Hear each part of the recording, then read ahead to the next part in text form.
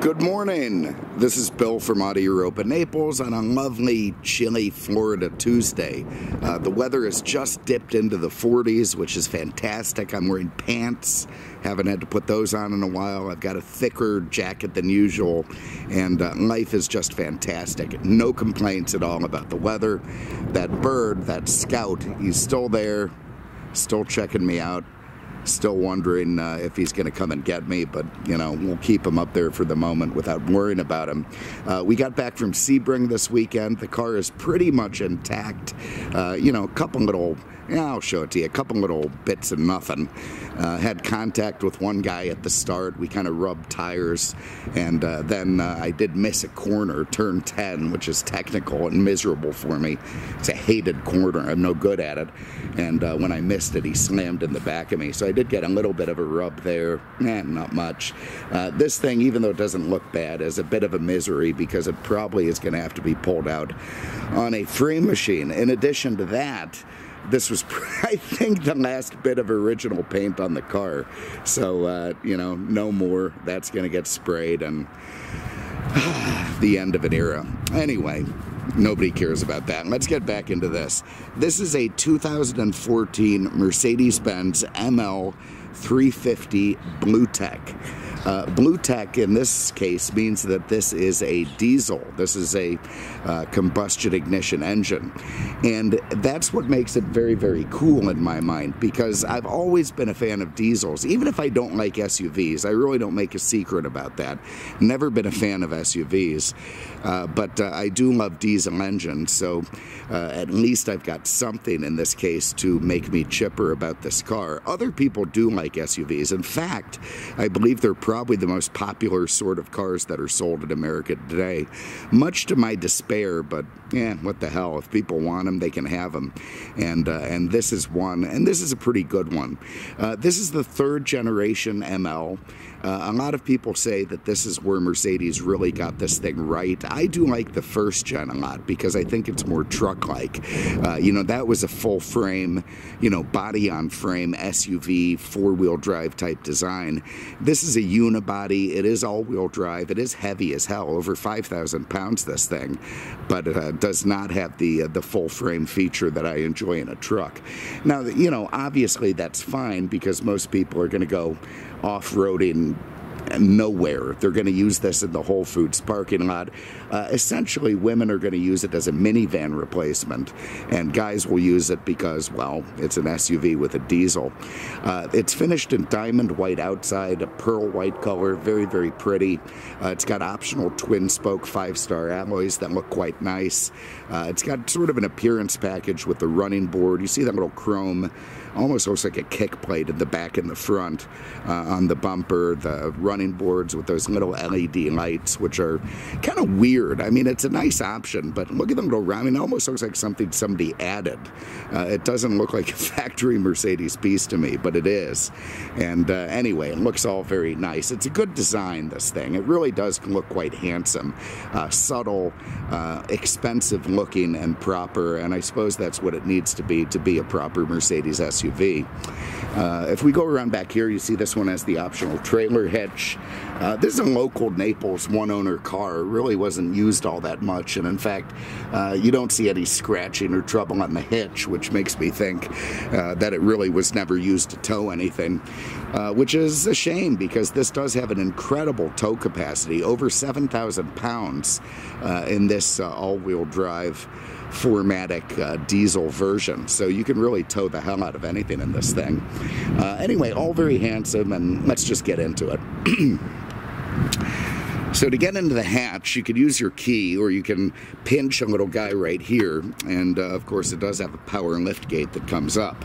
So back here, you see it's still got the cargo net, not the net. That's actually a problem for me because I cannot deploy the net to deter children from coming over the back seats. But you know, that's why I probably won't own it. It does have the cargo cover still, which is nice. A lot of people take those things out the first time they need to fold the seats down. Away they go and they never come back. You do get a little net area here where you can stash something.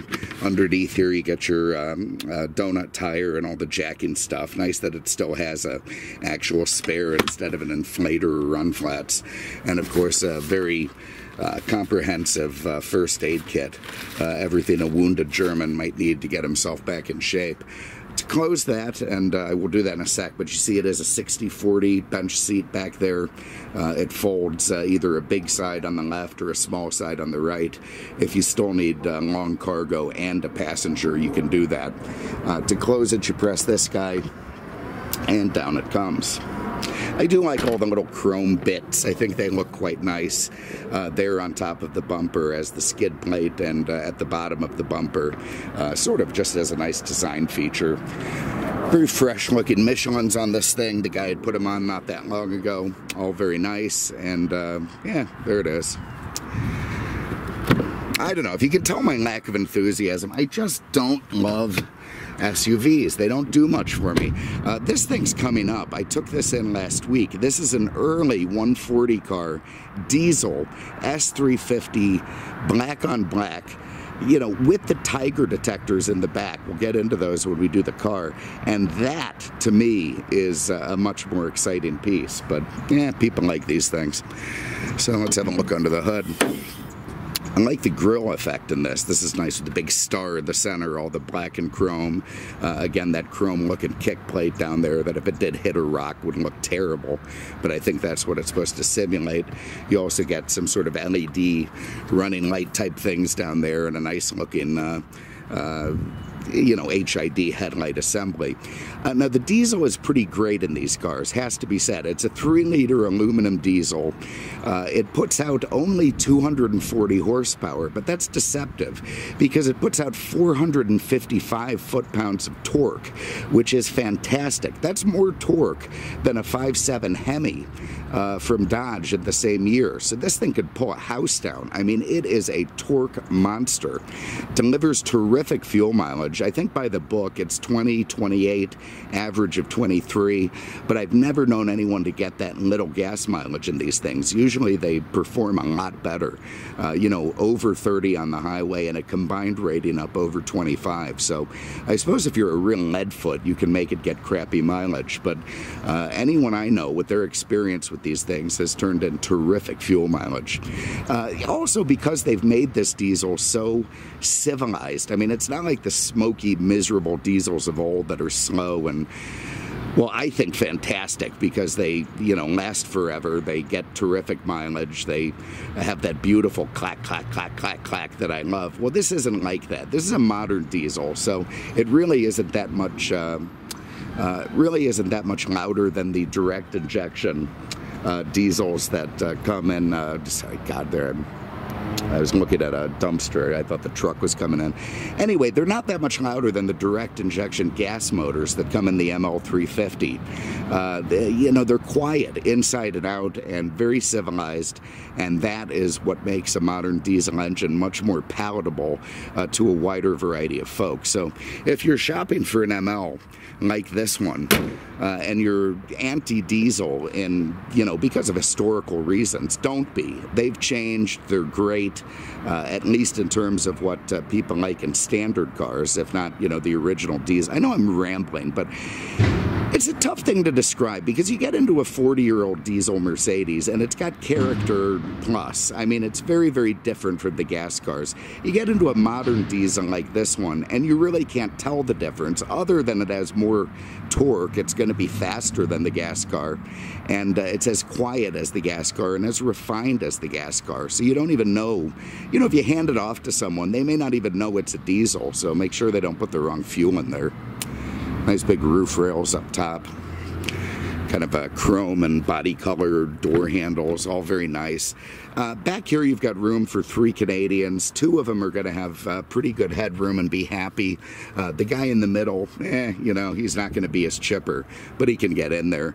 Plenty of leg room, nice little nets at the back, very proper little places here to put stuff, and everyone's going to be chipper. I also like the almond and dark brown contrast with this light matte brown ash wood. I think that looks very pretty on the car. Beautiful color combo, the diamond white with the almond and the matte wood. I think it just looks fantastic. So anyway, these seats do fold, so if you need more cargo, you got it. It's got pretty good cargo room in here, and otherwise everyone's going to be real chipper. Okay, this one does have a couple things that I'll show you while we're here. It has keyless go, so I can lock it. You see it folds in the mirrors, flashes, all very nice. To open it, I just have to put my hand on the handle, give it a tug, and it will open. This does have the driver assist package, so you can see the little triangle there. That's your blind spot. If there's a car in your blind spot, that's going to light up and let you know not to go over into the next lane. Very nice up front, you know, lovely fit and finish. Thankfully, Mercedes doesn't get too hyper technical the way other companies do. You know, it still is conservative in there. They've borrowed a lot of styling cues from the S-Class of the same year, and they've kept things very nice and conservative and low profile, and that's just fine with me. The window switches, all very familiar for years, not quite as oval as earlier years, which is fine. You got, of course, your 4 windows, your power mirrors, your mirror fold button, Mercedes patented seat controls, your 82-way power seats with memory. This runs the bottom, this runs the backrest, this runs the headrest. All very nice stuff. So let's hop in, fire it up, and see what we got. Okay, now very much unlike diesels of past, there isn't a big long glow plug weight. You know, the old diesels have these things that look like spark plugs, but they're not. They're glow plugs, and what they do is they heat up inside the combustion chambers and make it much easier for that high compression diesel to start, because of course they don't have spark plugs. The diesel works on compression, so it compresses a shitload of gas and air into a very small area until it sort of, you know, combusts on its own. When everything's really, really cold, that becomes much tougher. So part of the modernization of the diesel was to make that system work a lot faster than it did in the, you know, late 70s, early 80s, mid 80s, when Mercedes diesels were kind of in their heyday. Those things, you had to turn the key to the ignition, this little curly Q light would come on, and you'd wait, you know, 10 seconds for it to go off before you can light it off. Not so with this thing. You don't even know. You just hop in, foot on the brake, tap the button, and it starts just like a gas motor. Over here you've got your headlight controls. Just leave them in auto. That's fine. You got a, I think this is power. Yeah, you got a power tilt and telescoping steering column. All very nice. Leather wrapped, multifunction stuff on it for your driver information. Up here you can go, you know, do the different things to see what's going on, attention assist, blah blah blah. Over here your radio and phone controls, and of course voice command, which we're gonna try, but I'll try it now. Okay, over here on the command unit, 95.3. Okay, so they have nailed that. Even I get recognition from that now, and that's nice stuff. You could use that with the navigation, the Bluetooth. It works with whatever feature happens to be up at the command unit. You've got these very nice whatever, you know, they're fine, they're nice, they're not, they are what they are. You got a little temperature thing right there. You see we just hit 50. You got your clock, you got this sort of little LCD screen here to go through any displays you happen to want.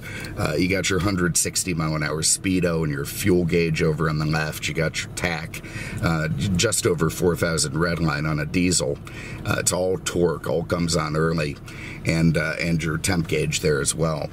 You see our little triangle on the rear view mirror, side view mirror is lit up. That's your blind spot self-test. Also has a tension assist, this car, so if you're snoozing and you know the car thinks you're going to rear end somebody, it starts, you know, vibrating and shaking. Little coffee cups flash at you, and it tells you to get your shit together. The stalks, they've moved the cruise control down, which is fine with me, because the way they had it was, you know, they had this modern new interface for the driver Mercedes that isn't quite like the old cars, but they put the old style cruise control stalk up here, which I used to hit instead of the signal. So they finally done it, you know, in a new way that makes sense. That's your power adjust stalk there.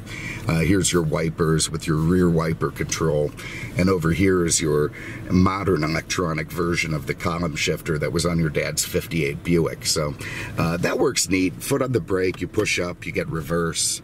Pretty straightforward. Down, you get drive, and tap the button on the side for park. And of course, here's your keyless go thing. When you put your foot on the brake and tap it, that'll start the car. Now, if the key ever goes dead, not everyone knows this, I guess you can pry that little button out of there, put it aside, and then your dead key you can push in here just like any other Mercedes without keyless go, and you drop it on the floor and never find it again. Alright, let's see, try to put this in not upside down. So there we go. Put that back in, and now your keyless go works again. But that's how you start the car if the key goes dead. Over here you have Mercedes' most modern command system. Still not touch screen, but that's fine with me. They did add a BMW style joystick to it here instead of having it here. You know, I guess BMW won the day on that one. But by moving this up, down, twisting it, you could go around the different controls. You could get into your telephone, your Bluetooth, get into all the different audio stuff, your satellite radios, your USBs, your Bluetooth audios. Nice. You could get into your navigation. All very lovely, and of course that's customizable to 3D or flat or whatever you want. If you go into reverse, it gives you a camera. It gives you that pattern if you're backing up into a space, and if you've got a trailer, it gives you that pattern so you can tell which way the trailer is moving. Very, very cool stuff. The command unit gives you a bunch of direct access buttons there, so if I want my Navi, get it back in park, or telephone, I could just press the button instead of going through this thing. So nice duality there. You also have your in-dash CD, your little music card thing, and a classic style volume knob with tuning on either side. Good enough, not too insane, so I like it. You also get your heated seats, lovely. This is traction control, which can be turned on and off, obviously. Most of the time it's just on, and even if the car starts slipping and you have it off, it's going to come on again, so just leave it on. It's fine. Your hazards, your hill descent, that's going to make it so you don't become some kind of runaway train if you're going down an icy slope. The way the 4Matic works is fantastic. It can funnel all that torque to any individual wheel at a time. It can brake any individual wheel with the traction control, and will make it so that even a terrible driver can be very, very, you know, proper at the snow or sleet or terrible conditions. It's just a fantastic system. Works great to keep you safe. You got dual side climate control here, hot side hot, cool side cool, nice stuff. Up here you have a self-dimming mirror with home link. You've got your Mercedes-Benz M-Brace, that's their version of OnStar. I don't know, it looks dark at the camera, hard to see, but anyway, it's up there. A little place to store your sunglasses. You got a nice big power sunroof here. Glass with a shade. Works great. And all very proper. I like the wood on the dash. Here's a, oh god, that little box over there is a set of lug bolts that works with the spare tire. They're different from the standard lug bolts, so they're in there if you need them. You got your set of books, and here is the window sticker. Very, very nice. It's still there, and comes with 2 keys. This is the kind of stuff you get when you buy a nice one-owner car off the street. You get everything it came with. Sometimes when you find stuff at the auction, you're lucky to get anything at all. Anyway, you can see pretty good equipment on this, about 11,000 bucks worth of options, exactly 11 actually. The diamond white, the trailer hitch, the wheels, the keyless go, the P1 package. So, you know, pretty well equipped car, and all very proper and nice. So, all right, let's get that back in, give that a close. Down here, you've got this great little wooden rollaway thing with an ashtray that actually does look like an ashtray. It may not burn to the ground if you use that. You could pull it out and not have an ashtray, so that's all pretty cool. You got your cup holders there. Again, your control for the command unit. Lift this guy up. You get in here. You got a lovely little spot to, you know, put a bag of narcotics. You've got your iPod interface. I don't know why Mercedes, I mean, iPod hasn't used this connection in like 15 years, but they still give you that connection. You could go on Amazon, get the converter for it so it works with the Lightning connection. But I don't know. Mercedes must have built 20,000 of those things and still has them hanging around. Also has pretty standard auxiliary input to work with the radio. So, all right, let's go for a spin. Now, the electromechanical steering, they really nailed. It's got variable rates for when you're in a parking lot versus on the road. I mean, this is actually lovely. This reminds me of those old Buicks we did the other day. Almost zero effort when you're, you know, one-handed your way through a parking lot. You can do that palm driving. I used to do, but don't anymore. And it feels great. Really like it. You know, much better than the Mercedes steering experimentation of 10 years ago or so. The brakes have a very nice feel to them. Nice modulation. We do have different settings you could do somewhere. I believe comfort or sport, but I'm not going to bother looking at that. Maybe it doesn't even have it. Who knows? We've got a 7-speed transmission working with that all-wheel drive thing. And you get that, feel that instant torque from the diesel. I mean, forget about turbo lag. That is not going to be an issue. By the time you get any throttle pedal at all, that torque is working for you. And that's why this thing is faster to 60 than a gas car. It's just fantastic. Man, if I'm buying an ML, I am not getting a gas model. I'm definitely going with the diesel. But anyway, you have to look at this car for what it is. So what's its purpose? I mean, it is built rugged enough to go off-road if you want to. It has a terrific all-wheel drive system that's going to be just fine on a, you know, twisty mountain thing with dips and, you know, twigs and trees to climb over. And virtually nobody is going to use it for that. This is a minivan replacement. The minivan is, of course, the perfect family car, but most women won't have it, so they need SUVs, and that's what this is going to be. Now, it's 5-passenger, not 7, so either you thoughtfully didn't have kids, or, you know, maybe you had 1 or 2. You don't need the third row back there. You know, it works for that. It's fine. It folds down. It has cargo, so you can kind of use it as an estate wagon, you know, in your country home. When I moved the lanes there, it did that little haptic vibration on the steering wheel to let me know that I was being a jerk, not using my signal. And that is the lane assist feature. There you see that light red triangle on the right side mirror. That tells me there's a car in my blind spot, even if I can't see it. And now we're in our element. I mean, this is just a terrific urban cruiser. You know, you sit up high, which people seem to like. You've got your safety gear, your collision assist. Collision assist, that's great. Helps you get in a collision. No, collision warning, that's gonna, you know, even hit the brakes for you. The pre-safe as well. That'll tense up the seat belts and get everything ready for you to, you know, be in an accident. You've got your blind spot, you've got your lane assist, and it keeps you all very safe and proper, and just works as a, you know, modern day family truckster. This ML designation became the GLE. There was some argument with BMW over use of the word M. This is an M class, not an ML class, and BMW didn't like that, so eventually Mercedes just gave it up and became the GLE, which probably makes more sense, but it's annoying keeping up with all the changing nomenclature. Anyway, this 14 model is still pretty current. I think the 20 model looks virtually the same, obviously with some refreshes on the headlights and taillights and stuff, but essentially the same body style. So very, very current, and this thing is a terrific low mile. What do we have, under 50 on it, 49 something. One owner, local car, no rust or anything like that. A real sweetheart of a piece, and good color combo, and ready for you to throw whatever you need to throw at it. So anyway, there it is. This is a 2014 Mercedes-Benz ML350 BlueTEC diesel. Terrific car inside and out, no stories, just real nice. If you have an interest, this one's for sale on our website at our dealership, aenaples.com. You could give Marty a call, 239-298-8000. And otherwise, really appreciate you having a look.